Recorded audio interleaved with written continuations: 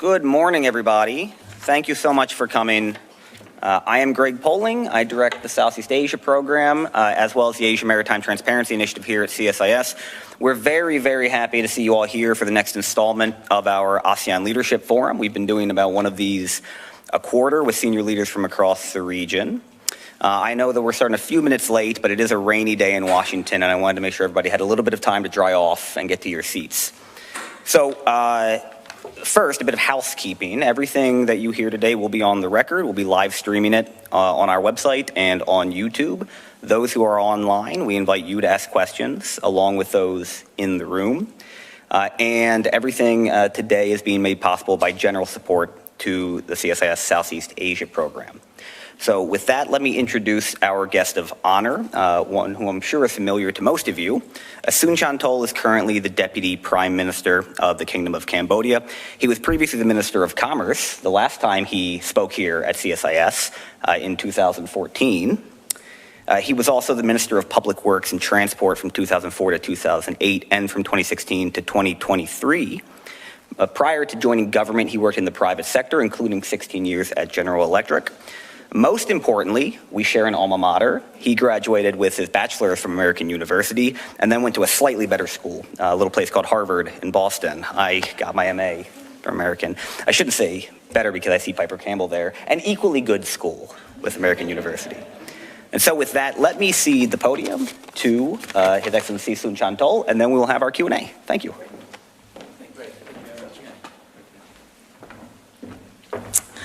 Good morning. Well, it's great to be back. Great to CSIS. Appreciate very much the opportunity to be here to speak to you, the audience here, and also on the online, broadcast. We are here to promote investment from the U.S. and also Canada to Cambodia. We believe in the private sector. Our government believes that the private sector is the engine of our economic growth, and our role is to facilitate the private sector to invest, to trade, to create jobs for our people. And you might ask, why should we select Cambodia as a place to invest where we have alternatives, bigger market, for example, in Vietnam, or to go to Thailand, go to Malaysia, go to Singapore, whatnot, right? But why Cambodia? And I can tell you, I always inform potential investor to come to Cambodia to invest in a country, not to serve the 17 million consumer in Cambodia, but because Cambodia is strategically located in the heart of the Great Mekong Sub-region, which consists of Cambodia, Vietnam, Thailand, Laos, Myanmar, and certain part of China, with 250 million consumers. In addition to that, we are also part of ASEAN. So if you include all the ASEAN, we talk about 670 million consumers, the fourth largest economy in the world. But if we expand further to include Japan, Korea, China, New Zealand, and Australia, which form part of the largest free trade agreement called RCEP, Regional Comprehensive Economic Partnership. That's the largest FTA in the world with 2.3 billion consumers. But let's expand further from Cambodia. The market in EU, European Union, few hundred million consumer there. And why we said the EU? Cambodia received trade preferences from EU. They grant us what they call EBA. Everything but arms. Anything that you manufacture in Cambodia other than arms, you can export to EU without paying tax. So that's the advantage that investor will help by putting factory in Cambodia. Let's expand to USA. Cambodia also received GSP from the US. Although the GSP program has expired, but we hope that the new Congress will renew the GSP. So the market is big. I mean, the world market actually can be served from Cambodia. But how about political situation in Cambodia? That's important. Predictability for investors is important. Well, we provide peace and stable political situation in the country.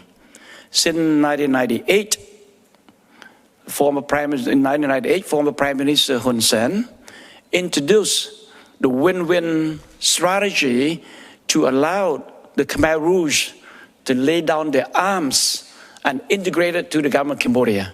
So 1998 was the first time in over 500 years that Cambodia achieved total peace and stability in the country. Before, you always have pocket resistance within Cambodia. But since 1998, we've been having total peace, one government, one constitution, one king. With peace and stability, we have been growing our economy at average 7% per annum. That's our GDP growth for 20 years straight until the pandemic, COVID-19 pandemic, when our economy shrunk. But last year, it grew on 5%. This year, the latest estimate from ADB, Asian Development Bank, is 5.8. And next year, going to be probably 6%. That's the latest estimate from the World Bank. So we provide peace stability, and we provide macroeconomic stability in the country. The exchange rate of Cambodia has been stable for the last 20 years, around 4,000 real to $1. The inflation is stable, around 2.5%. So it's stable to do business. You don't want to go do business in a country where inflation goes like a yo-yo, exchange rate like a yo-yo. It's very hard to predict and to do business. And by the way, Cambodia's economy is dollarized economy.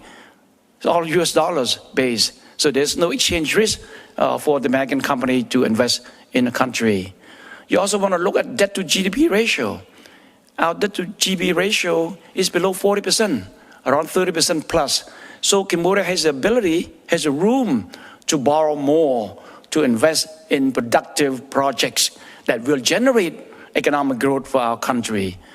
We have not borrowed for consumption, and we will not borrow for consumption, borrow to invest in productive projects.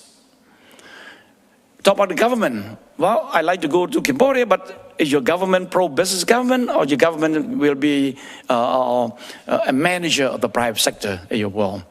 But our government is a pro-business government. Like I said early on, that we believe that private sector is the engine of our economic growth. So we work closely with the private sector. We have dialogue on a regular basis. The government of Cambodia created 16 technical working groups co-chaired by the private sector and the minister of the government of Cambodia. For example, technical working group on banking, on taxation, technical working group on infrastructure, agriculture, tourism, and so on and so forth. And they meet on a regular basis to address the issues of the private sector in that particular field. Once a year, our Prime Minister chair what we call Government Private Sector Forum, where we invite 1,000 plus people in the room, private sector, diplomatic corps, NGO, and the whole cabinet member. We call expanded cabinet meeting, televised live on our TV, where the private sector can ask questions to the Prime Minister that this issue that cannot be resolved. So please help us to resolve these issues. IFC of the World Bank helped create 22 government private sector forums around the world.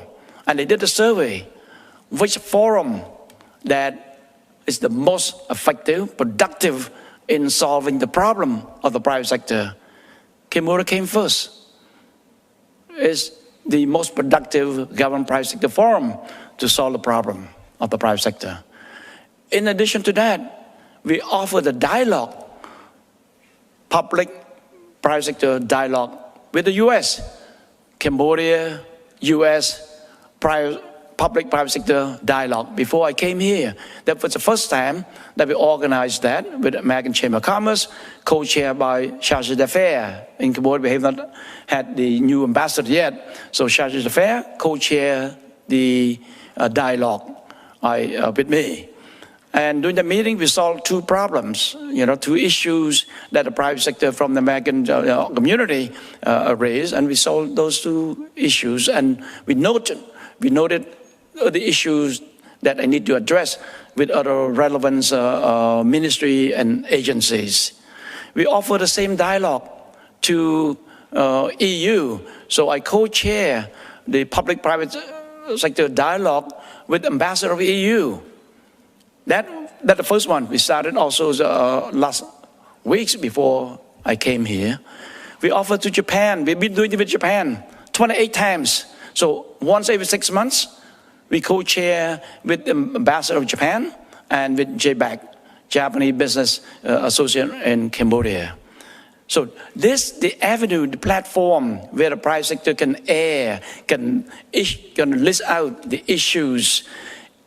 If I cannot resolve with my colleague from various government agency, ministry, I will bring this up to the Prime Minister, and he will set up the troubleshooting task force, if you will, to address those cross-cutting issues.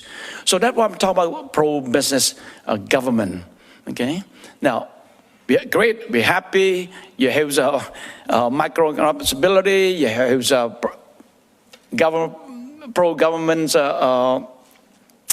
pro-business government. How about infrastructure? Is it good for Cambodia? Can I ship my product? Can I trade across the border? Can I trade with the world? Do we have a good infrastructure? I would say that, it's very good, very good. Since 1998, we have been investing heavily in the infrastructure. First, within the country, to integrate Cambodia together, so you must build a road. Before, to go to a few provinces of Cambodia, you had to go through Vietnam to enter Cambodian province, because the road from Phnom Penh to that province cannot go. I mean, you can go, but take you probably 2 days, for example.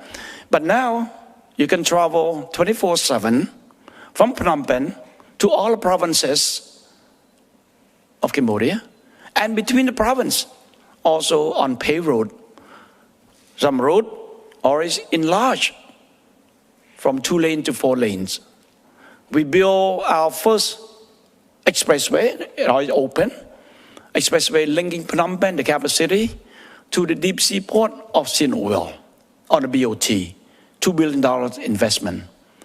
We are currently building the second expressway between Phnom Penh to Ho Chi Minh City.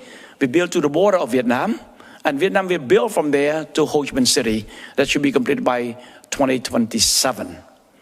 The third expressway between Phnom Penh to Siem Reap, and then from Siem Reap to the border of Thailand, is going through the people study today. Okay, and we hope sometime next year we will have the groundbreaking for this third expressway. So the road network in Cambodia is fairly good, that you can trade with Vietnam, with Thailand, with Laos, and also internationally through our seaport, deep seaport in Siem Reap, or through our Phnom Penh port. Phnom Penh port is shipped through the Mekong River, from Phnom Penh port on the Mekong River, and using the port in Vietnam. Or Siem Reap port that handles 60% of our trading volume. Now we are going through the major expansion for Siem Reap port. We have $1 billion to invest in 3 phases of the expansion.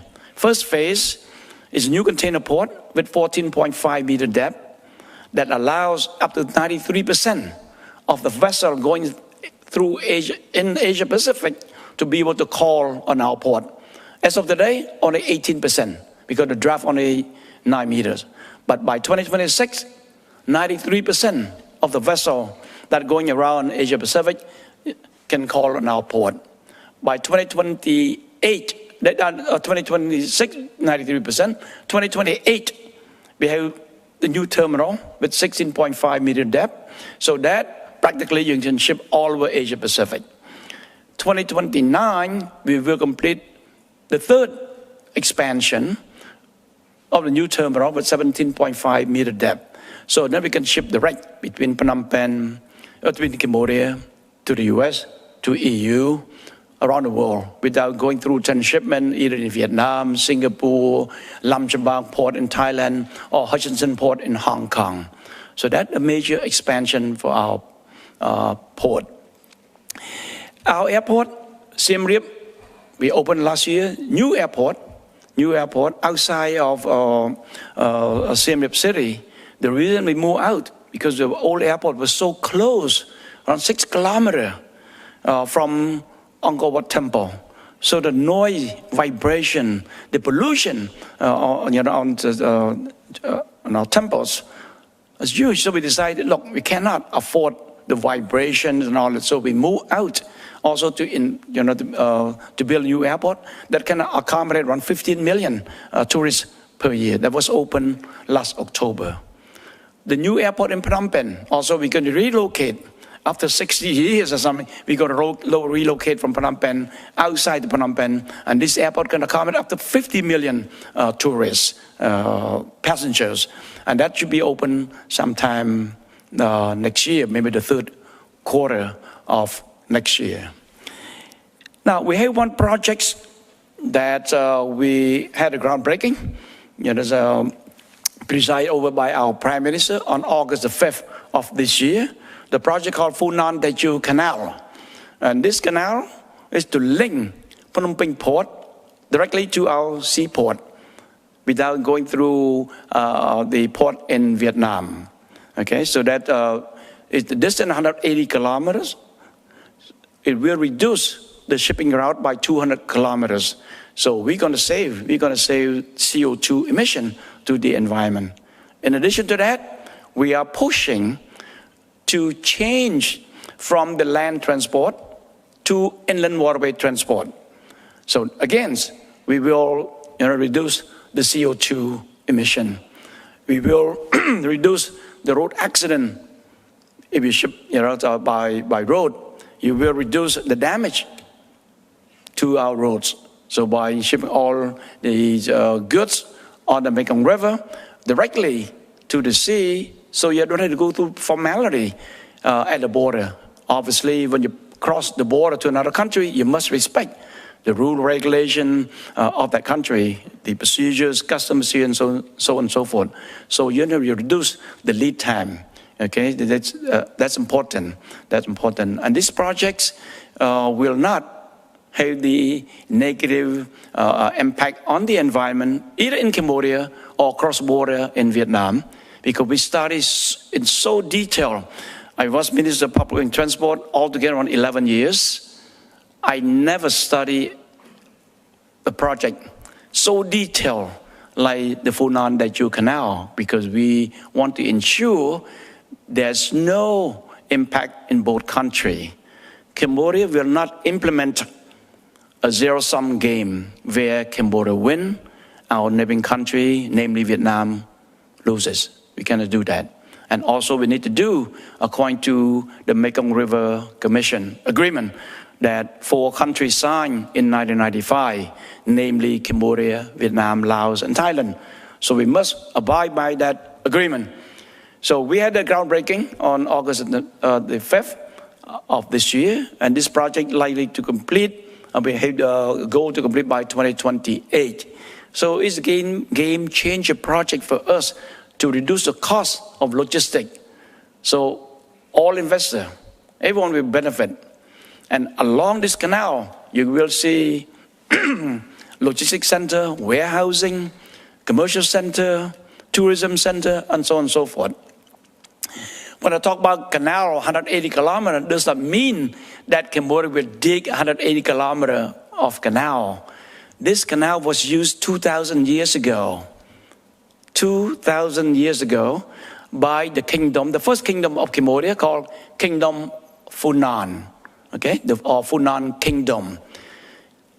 Kingdom of Funan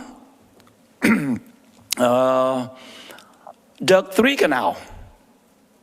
One is Okao Canal, another one Wente, and the third one, what I'm talking about right now, the Funan Empire at the time, not Kingdom, Empire of Funan. But the other two, the first two that I mentioned to you, right now is part of Vietnam. It used to be Cambodia territory, but right now part of Vietnam. So we don't have access to the sea from that canal dug by the Funan Empire. Funan Empire was very prosperous because of the trading using the Okao port, Okao Canal. So this one, like I said, we just enlarge the existing canal. We're going to deepen the canal to allow up to 3,000 ton vessel to be able to travel between Phnom Penh and our sea. So that's all it is. We're going to dig probably 7 kilometers because near the sea is just zigzag, it's a very small canal. So that's all we're going to dig, to straighten up a little bit so that the ship can pass easily there around 7 kilometers. This is talking about canal. Now, while you have good infrastructure, how about the cost of logistics? Well, today I can tell you the cost of logistics in Cambodia is a bit higher than our neighboring country. But what do you do in order to make logistics in Cambodia more competitive? We work with JICA, we work with the World Bank to design the master plan. So we had a master plan on logistics for 2023-2033. For 10 years, it's called for investment of $36.6 billion to implement 174 projects that are identified in the master plan. So we're here to urge American companies to look into the master plan to see which projects that they wish to participate in, either on a BOT, build, operate, and transfer, or public-private partnership for the logistics master plan.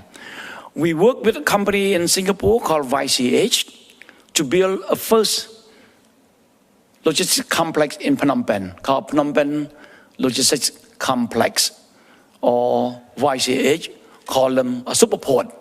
They have one in Vietnam, so they learn. They're going to use the best practices in Vietnam, super port in Vietnam. They're going to build one near Phnom Penh. We are working with IFC of the World Bank to do the FS, the feasibility study, of a second one in Sihanoukville. They're going to be Sihanoukville Logistics Complex. So IFC is our advisor. They're doing this study today, and so hope maybe it's been almost 2 years now. They should finish fairly soon, and then we're going to call for tender for the Sihanoukville Logistics Complex. So that the logistics. Well, you have all that. How about the labor force in Cambodia? Can you have enough labor force? I can tell you that labor force in Cambodia is young, dynamic, willing to be trained, trainable. 60% is under the age of 35. So Cambodia will have productive workforce the next 30 years, if you will. We are the youngest country in ASEAN. If we talk about General Z, we talk about 60%. The Philippines has 45%, but it is 60%. And they speak English. They speak English. In addition to that, the government of Cambodia has a program to train up to 1.5 million youth from the poor families on technical vocational training program. We introduced this program November last year. Up until now, we already trained 57,000 Cambodian youth. They don't have to pay for tuition, but we pay them a small amount, $80 a month, to go to school to take this program, and then they're ready to enter the workforce. So that talk about the labor force in Cambodia. How about investment regime? If I invest in Cambodia, what kind of investment regime do we offer? Let me quote the World Bank. The World Bank said, and I quote, Cambodia has the most liberal investment regime in ASEAN, unquote. Why the World Bank said that? Well, because in Cambodia, there's no alien business law. So all investors are treated equally. Every economic sector of Cambodia is open to investor. You can own 100% of your investment in Cambodia. I don't know how many countries in ASEAN that offer 100% banking license to a foreigner. 100% telecom sector, agricultural sector. I don't know that many countries that allow, you own 100%. This sector is very sensitive. Some country has moving trust law. You need to have local partner. Some country has alien business law, where reserves the sector for the local, not in Cambodia. The only difference between a foreign investor and the local investors, the ability to buy land. Our constitution does not allow a foreigner to own land. But you can lease for 50 years. But also, you can do legally, if a company is 51% owned by Cambodian, that entity can purchase land. Or you go through the trust fund, that also you can acquire land. So, we have labor, we have land, the two factors of production. We need only the third one. The third factor of production is financial resources, right? The finance, funding.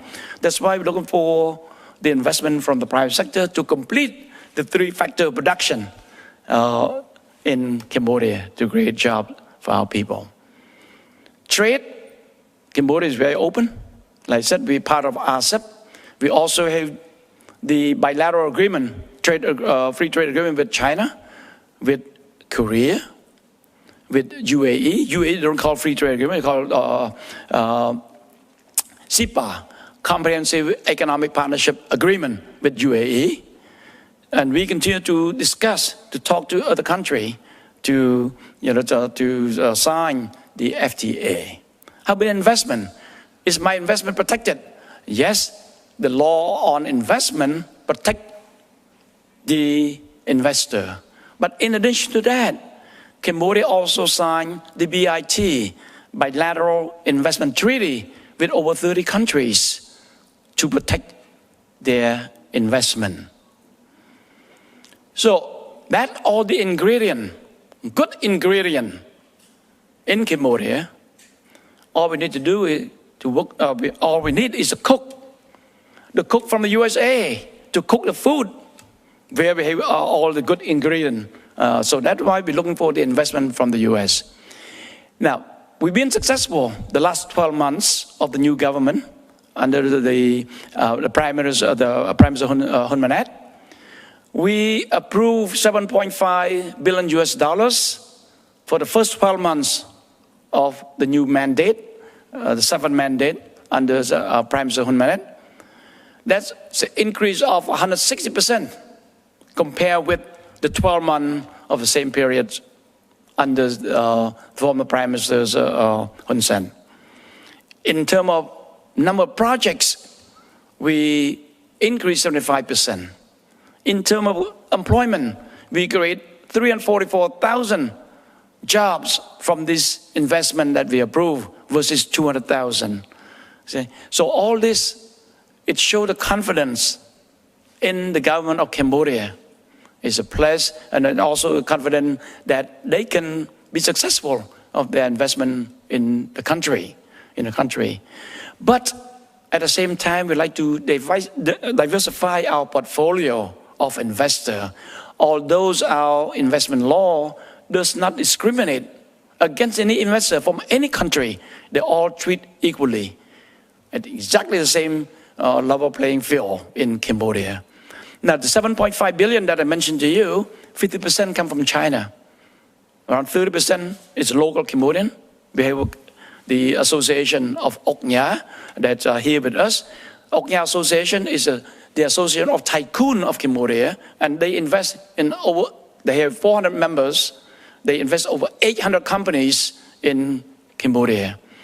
But we need to attract more FDI from EU and from the US. And that's why we make this roadshow to attract the investment. So I urge the American company to consider Cambodia is a place to invest. And with small, open economy, with the mindset of the private sector, because we believe that private sector, once again, is the engine of our economic growth. I bring with me also the president of the American Chamber of Commerce in Cambodia, Casey Barnett, has his own business, doing successfully, very successful in Cambodia. I also bring with me the former president of the American Chamber of Commerce, David Bata, his investment of his own over there, very successful in Cambodia. And also our business community also come along.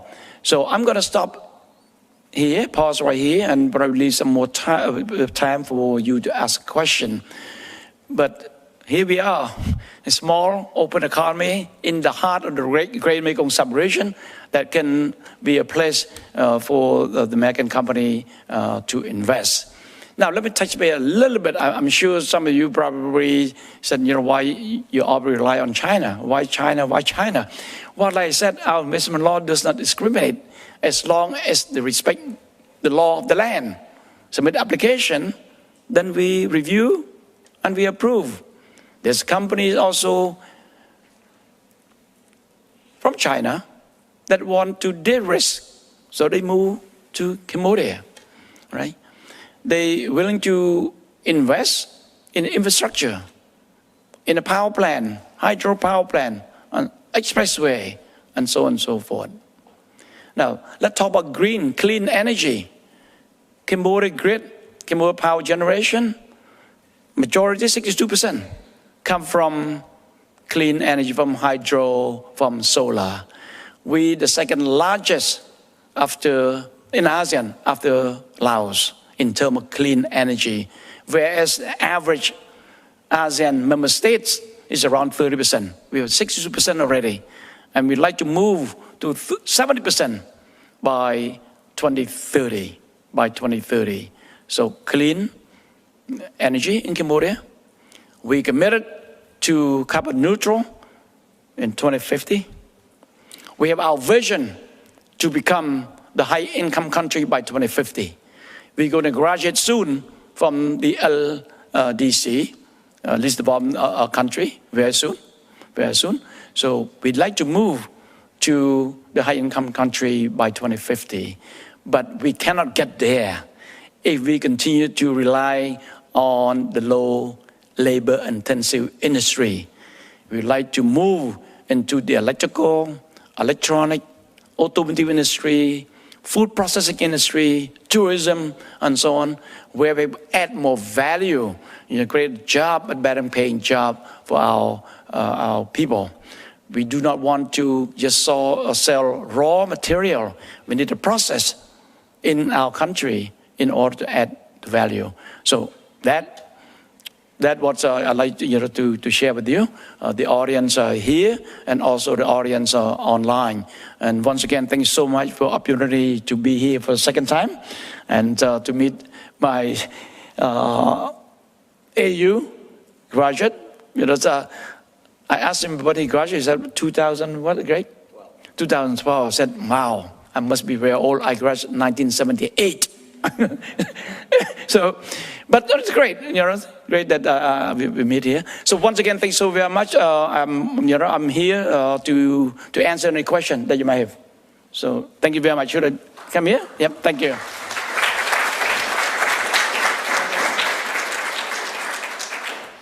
Thank you very much, Mr. Deputy Prime Minister. So for those in the room, we have a microphone over here if you would like to ask a question. And for those online, you have a little box. You can type it in and I'll be able to see it and read. Let me start with a couple of our own here. So we have an election, you might have heard. It's middle of silly season here in Washington.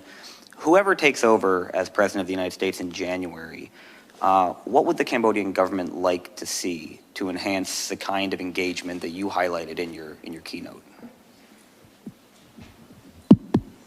Well, we will work with any or president, any party. It can be Republican, can be President Donald Trump, or President Harris. For us, what choice do we have? We had to work with them.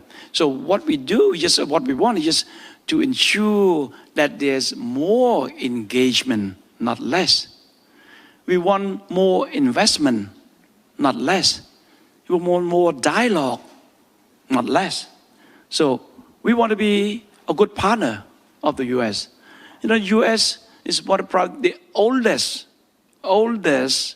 country that set up the diplomatic relationship with Cambodia. Next year, we celebrate the 75th anniversary of Cambodia-U.S. diplomatic relation. It's amazing. U.S. had a relationship with Cambodia in 1950, even before, 3 years before we gained our independence. So we are a good partner, a good friend of the U.S., and we'd like to engage more, we'd like to attract more FDI into the country. Today, we have companies like Coca-Cola, we have Ford, we have part of Tiffany, Loretton, cutting diamond in Cambodia. We have a lot of fast food chains, Burger King, Carl Jr., Pizza Hut, you name it, we have all in Cambodia. And Cambodians love American products, especially the young one. So I think the next administration should engage more with Cambodia and try to promote more trade and investment. Today, U.S. is the largest exporter market for Cambodia. We export to the trade volume between our two countries, around $9 billion. So we like to do more. We like to attract more FDI for American company. So that's what we hope that the next administration will try to push American company to invest in Cambodia. Thank you. Since 2019, a major irritant between the U.S. and Cambodia, particularly on the security front, has been China's role in the expansion of Ream Naval Base. How can Cambodia and the U.S. address that irritant in the next administration? First of all, our Constitution does not allow any foreign military in Cambodia, period. So the Ream Naval Base is not for the Chinese. The Chinese provide us with the assistance to expand the Ream Naval Base for our own national defense, not to be used by the Chinese for any military against another country. Our Prime Minister, former Prime Minister, our current Prime Minister, always said it, when this naval base is completed, any Navy can call on that port as long as for humanitarian, disaster recovery and so on and so forth, or joint military exercise. That's it. Not for any Chinese military force to base in Ream. Now, you ask us to prove something that's not going to happen in the future. How can I prove that? First, they said, please have a high level of a government official to declare publicly that this naval base is not for China. And we did. Our former Deputy Prime Minister, Minister of Defense, said publicly that he said, well, not good enough. We hire government official. So our former Prime Minister, Hun Sen, spoke publicly, televised live, about 2 hours, talk about Ream Naval Base. Said, please believe us. Our Constitution does not allow the Chinese or any military base of any country to be in Cambodia. Maybe it's not good enough again. During the special summit, U.S.-ASEAN Special Summit, which I had the honor to participate with our Prime Minister. I sat right behind him. President Biden was there. All the head of state, head of government of ASEAN was there also. Our Prime Minister again volunteered. Mr. President, I just want to reassure you that Ream Naval Base is not for the Chinese. what else can we do? Now, he said publicly in Cambodia. He said publicly in the U.S.-ASEAN Special Summit here in Washington. So let's wait when this completed, the Ream military naval base is completed, and the U.S. Navy said, look, I'd like to call on a port, for humanitarian, for training. If you said, no, we allow on the Chinese, then you tell, you've been lying to us. Or we've been lying to our people because we go against our constitution. So wait until then. Wait until completed and ask to see whether we allow the U.S. Navy to call on the port. But make sure you bring the small one because the water is very shallow. You might get stuck there. People say, oh, you're going to have, submarine, the submarine.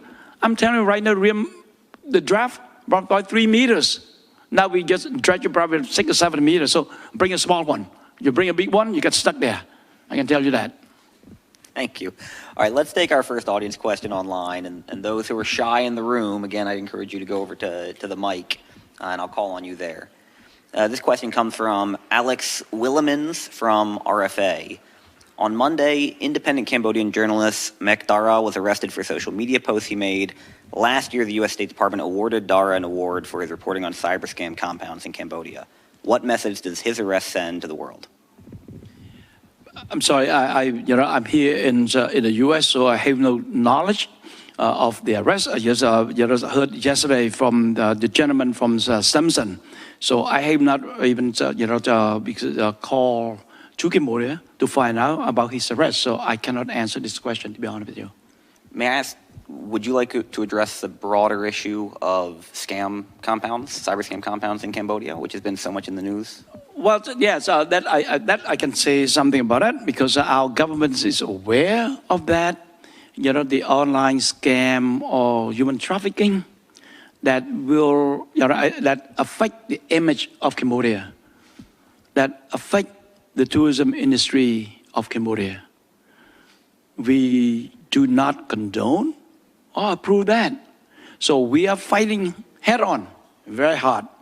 Our Prime Minister direct the Deputy Prime Minister, Minister of Interior, to crack down on illegal online casino, illegal gambling, and try to crack down, not try, but work very hard to crack down on the online scam.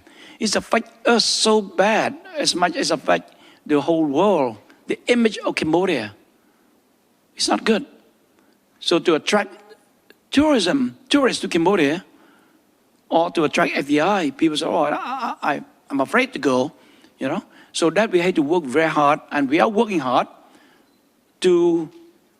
I don't think that we can eliminate 100%, but at least minimize it to the max. So this kind of thing does not exist in our country. So that's what we're doing today. But that's because it's also affect my work, really. When I go to promote investment, the people ask me about this same question. Oh, I don't dare to invest in Cambodia because of online scam, human trafficking. It's hurt us economically. So we will not allow this to continue. We're going to fight hard. Thank you. All right, the line at the mic is building up, so let's take questions 2 at a time, if that's okay. And remember, 2 ground rules. 1, please identify yourself for the DPM, and 2, make sure the question is a question. Please. Thank you so much, Greg, and thank you so much, Excellency Sun Chun-thol. I'm Mirat from Radio Free Asia in DC here. So my first question, I have 2 questions. My first question is, since the start of the new government by the Prime Minister Hun Manet, I was wondering, what has Cambodia done to improve the climate, investment climate and trade relation with the U.S., given the fact that there are a lot of major concerns from U.S. firms, not just U.S. firms, but also other foreign companies in the world, regarding the deep-rooted corruption issue in Cambodia, regarding the violation of labor laws, regarding the suppression against critics. As you may remember, former Prime Minister Hun Sen lately disclosed that his government is going to create a new law to exclude those critics overseas and consider them as a terrorist group. And also, while you are sitting here today, yesterday, your government just arrested and cracked down on the media, independent media, Majdara, as our colleague asked you already. So I was wondering how all these things you could help to will improve the business climate or investment climate. My question number 2 is regarding the latest sanction by the U.S. Treasury Department against one of your Oknya, Lee Yong-pat. So I was wondering, because the Cambodian government already issued a statement saying that this may affect the improvement of the relation between the U.S. and Cambodia. So how will you address this? Thank you so much, Excellency. Okay, and if we can hold the next set of questions, please. Thank you, Deputy Prime Minister. My name is McCall Mincer, and I'm here from the Boeing Company. I'd like to ask you about the Boeing Company.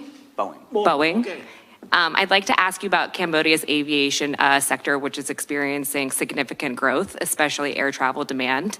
You mentioned improving airport infrastructure, so I'd like to ask you what else Cambodia is planning to do to meet this demand, and how American companies like Boeing can help. Okay, thank you very much. So let me address the first question from the VOA on the investment climate. What have we done? First, we had a new law, investment law, that provide better incentives to the investor. 2, we increase the technical working group to 60 now to address the issues of the private sector. We offer a dialogue that never had before between American and Cambodia, between EU and Cambodia. In October, we offer this to Korea. So I will co-chair Cambodia-Korea public-private sector dialogues. That's what we're doing. We're doing a lot of reforms. We put things online, like the CDC. We just launched about 2 weeks ago the investment project management application, where you can submit the application for your investment online. You don't have to go to Cambodia, so submit by paper. You can track every step of your application. So when you eliminate the physical interface between the private sector and the public sector, you can cut down on corruption issue. And I'm very pleased to tell you that 2 days ago, in my hotel room, almost midnight, I approved 3 projects from here. They don't have to wait for me to return back to Cambodia. You go through online, review everything online. 1 click, approve, it's done. So this is the kind of thing that we work on in order to make life easier for the investor or people to do business in Cambodia. The ease of doing business in Cambodia is improving. The cost of doing business in Cambodia is improving. Like I mentioned to you on logistics, the cost of electricity, the clean, green or energy, the special economic zone. We have 26 special economic zone where you put your investment in that zone. I would call clean zone because have wastewater treatment plant, have communication, infrastructure. We send custom official there, the people from Ministry of Commerce, Labor, CDC, to locate it, to stay at a special economic zone in order to process all the requests for import and export out that zone easier. Okay, that's what we've been doing in terms of improve the investment climate. You talk about the rest, like I mentioned to you. I just heard yesterday. I have not talked to any colleagues in Cambodia, but in general, in Cambodia, the freedom of expression is a lot better than other countries in the region. I can assure you that. Some country you can say a little thing, you're going to be sued, you go to jail. But in Cambodia, because you rather inform some outlet. The role of the media, the role of a journalist is to inform, not to inflame. Remember that. The role is to inform, not to inflame. The role is to provide information accurately. Radio Free Asia 2 days ago accused the government of Cambodia of taking land from the people that live along the canal. 10,000 households will be displaced and been taken by the government of Cambodia. This kind of information that Radio Free Asia been broadcast into Cambodia. I do not know where you get your 10,000 numbers from. The exact numbers of household that will be affected is 2,305. We did the count from the drone. We hired the third party to go to every houses that affected. We have consultation with them. We have not taken 1 square inch of the land yet. So all this resettlement plan has been done by independent companies. The next step will be the team of the Ministry of Economy and Finance will go out there and verify what this private company did to ensure that we will compensate our people properly at the market rate. We counted tree, banana tree, coconut tree, mango tree, all together, I can tell you 149,163 trees. Mango tree, coconut tree, name it. We will pay them. We will compensate them. So Radio Free Asia, please, you have information, ask us. Don't put your finger in your mouth and the wind blows strong, 10,000. Not too strong, 5,000. The number of households affected. Ask us. We have nothing to hide. Go to Funan Daiju Canal website, Telegram, to get all information from there. We don't hide the information. Well, let me finish, okay? We don't hide the information. Wait, let me finish. You can follow up with a question. That is true information. True information, okay? Go on website to see it, okay? If you lack information, please come to us, okay? So the role is to inform, not to inflame, all right? Now, regarding the sanction, that the private matter is a private company. We're not going to get involved in that one. Okay, let him clear his own name on his own. The government of Cambodia will not stand there and defend and try to clear his name. His own obligation to defend himself. You know, I mean, he has the right to defend himself. And we see what outcome from that, okay?